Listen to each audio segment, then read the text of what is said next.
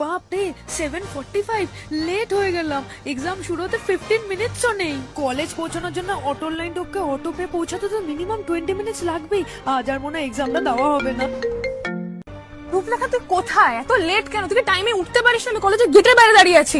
আরে কৃতিকা, কি করব বল, আমার আজ অনেকটা দেরি হয়ে গেল রে। এখন আমি জাস্ট শোভাবাজার মেট্রো স্টেশন থেকে নামলাম, আর আমার এখন অটোর যা লাইন, পৌঁছাতে মিনিমাম 20 মিনিট লেগেই যাবে। আমি কি করব বুঝতে পারছি না। আমার আবার সাপ্লি আসবে, এক্সামটা মিস হয়েই গেল এবার।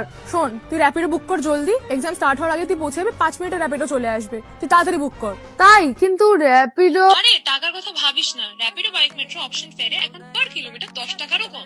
তুই জলদি র্যাপিডো বুক কর। ওয়াহ, খুব ভালো, আমি এখনই বুক করছি তাহলে। ভালো হয়েছে কৃতিকা আমাকে র্যাপিডোর কথাটা বললো।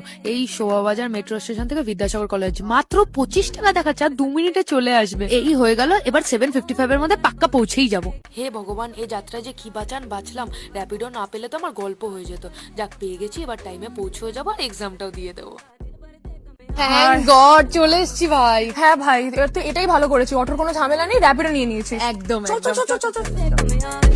তো এখন র্যাপিডো নিয়ে এসছে, র্যাপিডো বাইক মেট্রো সার্ভিস, যেখানে 3 কিলোমিটারের ফ্ল্যাট ফেয়ার হচ্ছে মাত্র ₹25। আর আপনি র্যাপিডোর বাইক মেট্রো করে সমস্ত মেট্রো স্টেশন থেকে আপনার বাড়ি, অফিস বা যেখানে খুশি যাওয়ার হোক, বা অন্য কোনো মেট্রো স্টেশন, সব জায়গাতেই কিন্তু যেতে পারেন। আর এটা কিন্তু ইজিলি অ্যাভেলেবেল। র্যাপিডোর বাইক মেট্রোতে 3 কিলোমিটারের ফেয়ার মাত্র কিন্তু ₹25। আর এটাতে কোনো কুপন কোডও লাগবে না, অটোমেটিক্যালি অ্যাপ্লিকেবল ইন অর্ডার্স। তো মেট্রো কাব্রো এখন র্যাপিডো।